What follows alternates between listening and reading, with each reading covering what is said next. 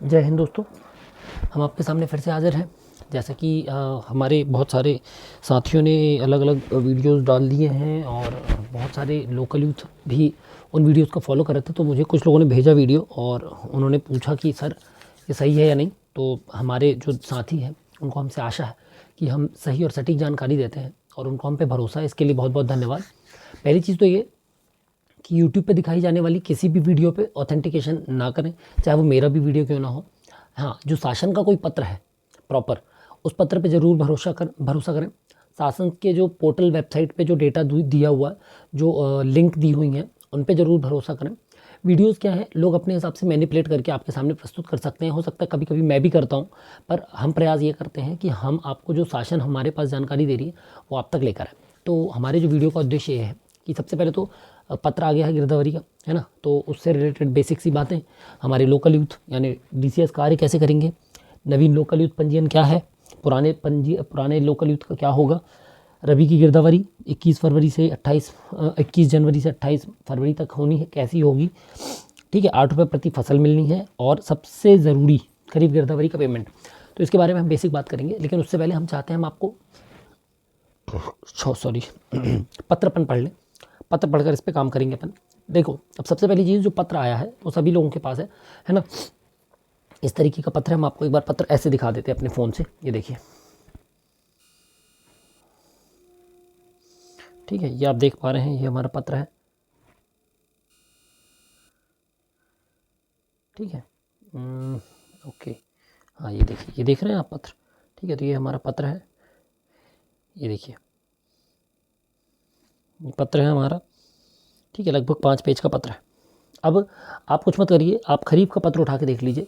तो जो खरीफ का पत्र था वो यही है, सिर्फ इसमें जहाँ जहाँ खरीफ लिखा था वहाँ पर रबी कर दिया है, और इसका टाइमलाइन जो टाइम टेबल है वो चेंज कर दिया, ठीक है। बाकी एक बार हम हल्का सा ब्रीफिंग दे रहे हैं पत्र को, और आपको मेन बात करेंगे। सबसे पहले तो क्या है, मध्य प्रदेश की ये 3 बार की जाती है ना, रबी खरीफ जायद में खरीफ की हो चुकी है, अभी हम रबी की कर रहे हैं। रबी की गिरदावरी यानी कि ठंडी की गिरदावरी, जिसमें कम पानी और ज़्यादा धूप की ज़रूरत होती है, ठीक है। सबसे पहले इसको किसान खुद कर सकते हैं। किसान कैसे खुद कर सकते हैं? एमपी किसान ऐप जो है, एमपी किसान ऐप जो है, उसमें फसल स्वघोषणा, ठीक है, फसल स्वघोषणा के माध्यम से किसान अपनी खुद की फसल की जानकारी भर सकता है। कैसे भर सकता है उसका वीडियो देखिएगा, शायद हम डिस्क्रिप्शन पे डाल देंगे, यदि वैसे है हमारे चैनल पे, हम वो डाल देंगे, है ना। कुछ नहीं करना, जैसे गिरदावरी होती है, आप मौके पर जाना, अपने खसरे पर जाना, जो आप फसल भरते हैं उसका फसल, बीज का प्रकार, सिंचाई का प्रकार और खसरे की फ़ोटो खींचकर अपलोड कर दीजिए, तो वो फसल स्वघोषणा हो जाएगी, ठीक है। दूसरा, जो लोकल यूथ करते हैं, जो स्थानीय युवा अभी तक करते आए हैं,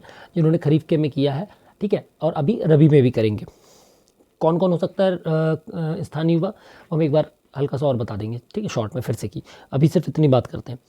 पंजीयन, ग्राम आवंटन एवं सत्यापन, पूरी वही प्रोसेस दी हुई है।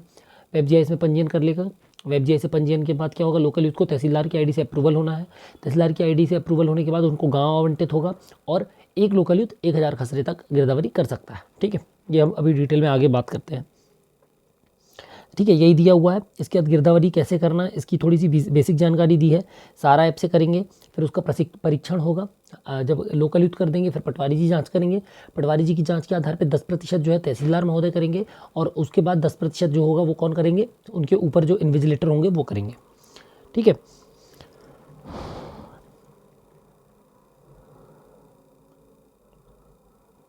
ठीक है, बस वही बात रिपीटेड है, ज़्यादा इसमें नहीं पढ़ना, आपको ज़्यादा इसमें परेशान नहीं होना। इसका प्रचार प्रसार करना है। जो सुपरवाइज़र का अनुमोदन होगा वो क्या करना है, गांव जाकर पटवारीवार इसकी जानकारी को ग्राम पंचायत स्तर पे, ग्राम स्तर पे अवेयर कराना है, लोगों को जानकारी देना है, ठीक है। उसके बाद जो अनुमोदन होगा गिरदावरी का, उसकी डेट दी है। अब इसमें जो स्टेप्स में इसको बांटा है, उसमें क्या है, सबसे पहले तो सर्वेयर का पंजीयन 10 तारीख से होना है, ठीक है, 10 तारीख से 20 जनवरी तक होना है। फिर 21 तारीख से 28 तारीख तक जो है उसमें क्या होगा, आपका गिरदावरी होगी 28 फरवरी तक। फिर 21 जनवरी से 28 फरवरी तक आपका जो डिजिटल क्रॉप सर्वे है उसकी जांच भी होती चलेगी, और उसको अप्रूव भी करते चलेंगे।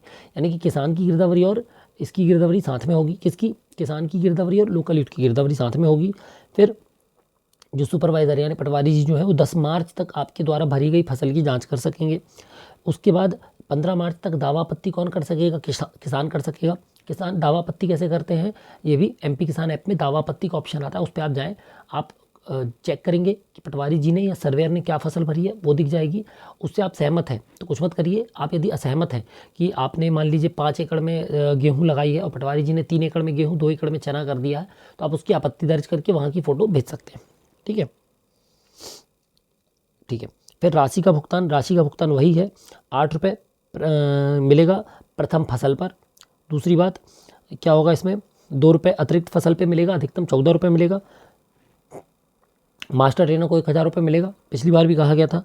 हालांकि अभी तो TCS की पेमेंट नहीं आई, तो मास्टर ट्रेनरों की बात ही नहीं है, ये किसी और की बात ही नहीं कर सकते अभी इसमें पेमेंट में। ठीक है, हाँ, इसमें यदि कोई व्यक्ति गलत फसल डाल देगा या गलती पाई जाएगी तो उसका पंजीकृत क्या होगा, स्थानीय युवा के द्वारा या नवीन पंजीयन कर उस गांव का दोबारा करवाया जा सकेगा। ठीक है, यदि कोई गलत फसल का किसी ने गलत डाल दिया है किसी अधिकारी द्वारा, यदि ये पाया गया कि किसी ने गलत वो कर दिया है, जानकारी भर दी है, तो उसको सुधारा जा सकेगा। ठीक है, ये आपका लेटर है।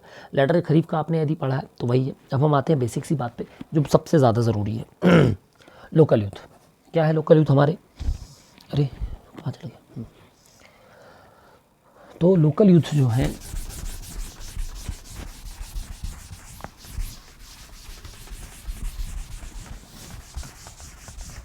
ठीक है, लोकल यूथ क्या है हमारे? स्थानीय युवा, यानी कि उसी ग्राम के निवासी और यदि उस गांव के ना हो तो उस ग्राम पंचायत के,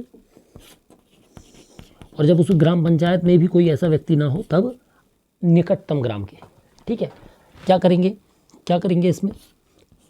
18 से 40 वर्ष की उम्र हो, क्या हो? आयु। दूसरी अहर्ता क्या है? 8वीं पास हो।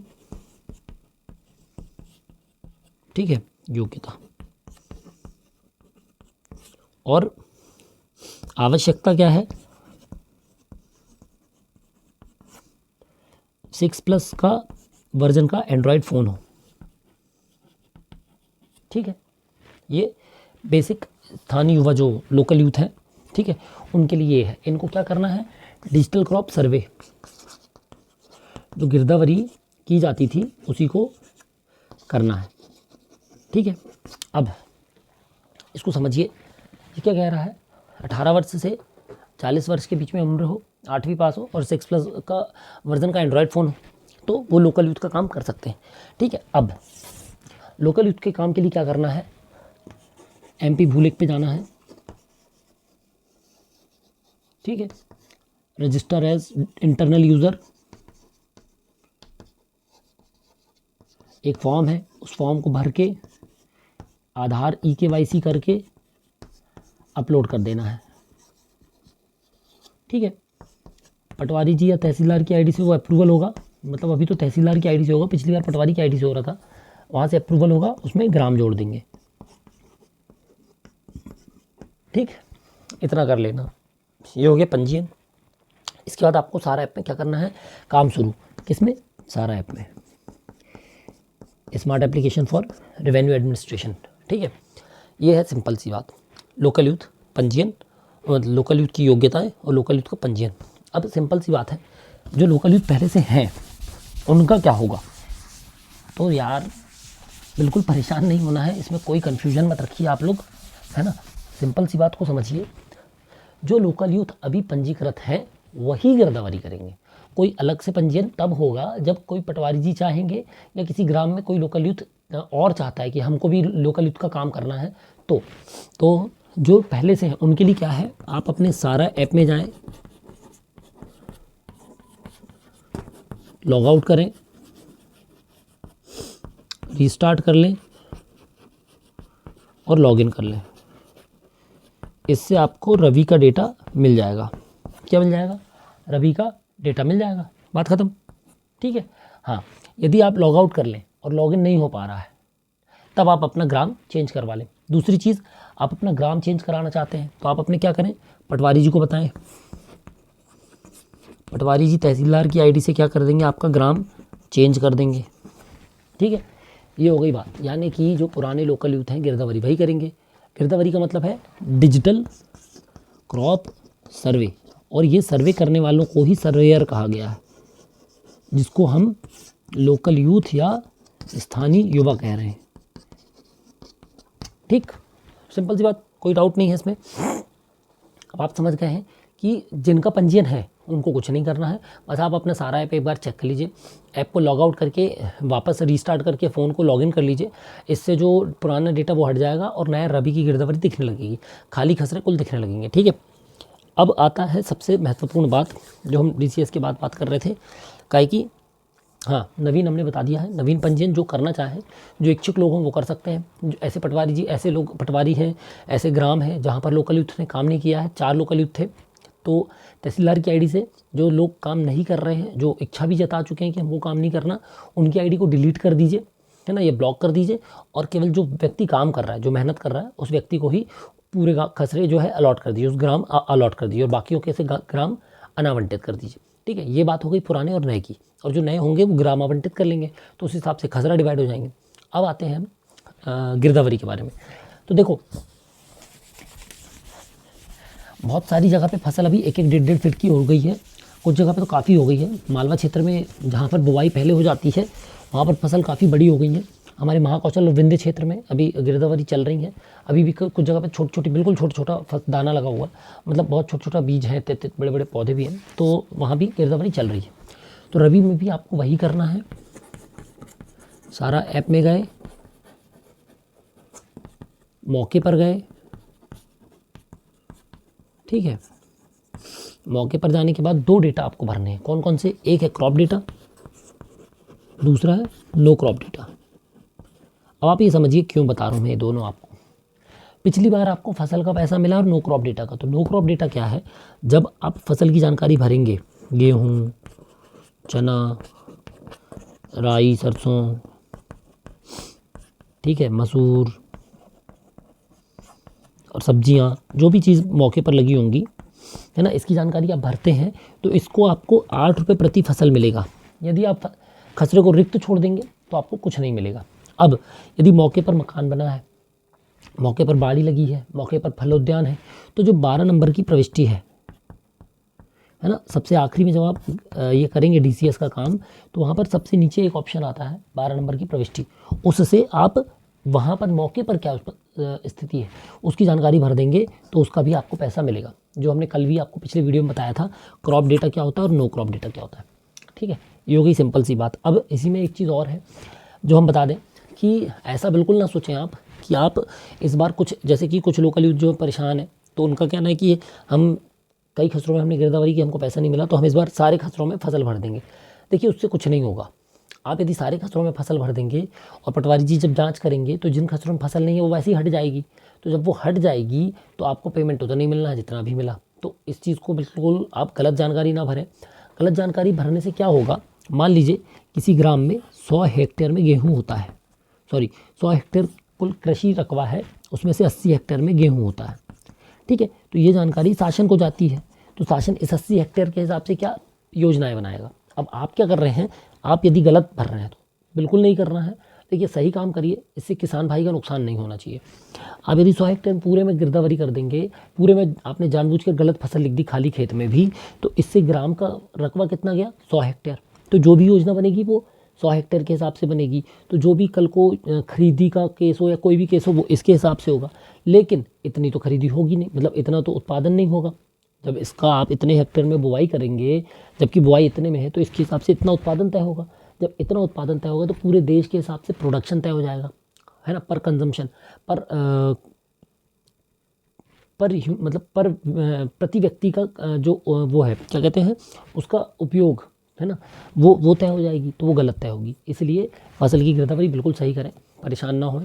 ये हो गई गिरदावरी की बात। ठीक है, अब आते हैं सबसे ज़रूरी बात। अच्छा हाँ, कुछ साथियों को कल जो 7 तारीख को आप लोगों ने कुछ किया है ना, उसके कारण कुछ पत्र जारी हुए हैं। यदि ऐसा है तो बहुत अच्छी बात है। पहली चीज़ देखिए, पत्र अच्छा है, आप लोग अपने स्तर पे जो भी कर रहे हैं बहुत अच्छा है, करते रहें। लेकिन हमारा ये कहना है, आप लोग अपने अपने स्थानीय स्तर पे भी इकट्ठे होकर अपने जो आपके जिला मुखिया हैं उनसे निवेदन करें कि सबसे पहले तो तहसील स्तर और जिला स्तर से जो सत्यापन का कार्य पेंडिंग है वो करवा लें, क्योंकि यदि तहसील स्तर से जिला जो सत्यापन का काम है वो हो जाएगा तो शासन स्तर से काम आसानी से हो जाएगा। क्या शासन, देखिए कोई भी चीज़ क्या होती है, जब हमारी कमी हो तो हम सामने वाले को नहीं बोल सकते। तो सबसे पहले हमारी कमी है कि हम तहसील स्तर से हमारा काम पेंडिंग है। जैसे हमारे ज़िले में भी, हमने यहाँ पर भी कटनी में भी लगभग 95% से 96% वेरिफिकेशन करवा लिया। कुछ डेटा बचा है, वो भी आने वाले दिनों में हम करवा लेंगे, प्रयास कर रहे हैं हम जल्द से जल्द हो जाए, ठीक है, क्योंकि वो तहसील स्तर से, हमारे स्तर से ही होना, हम लोगों के स्तर से। पर हम कहते हैं कि व्यापक स्तर पे जो काम रुका हुआ है वो इसलिए रुका है क्योंकि 100% वेरिफिकेशन नहीं हो पा रहा। तो आप प्रदेश स्तर पे जो कर रहे हैं वो करते चलें, अच्छी बात है भाई, पेमेंट आपका अधिकार है, लेकिन अपने स्थानीय स्तर पे, अपनी तहसील स्तर पे भी अपनी अपनी वेरिफिकेशन को 100% करवा लें, ठीक है। अब बात करते हैं पेमेंट की।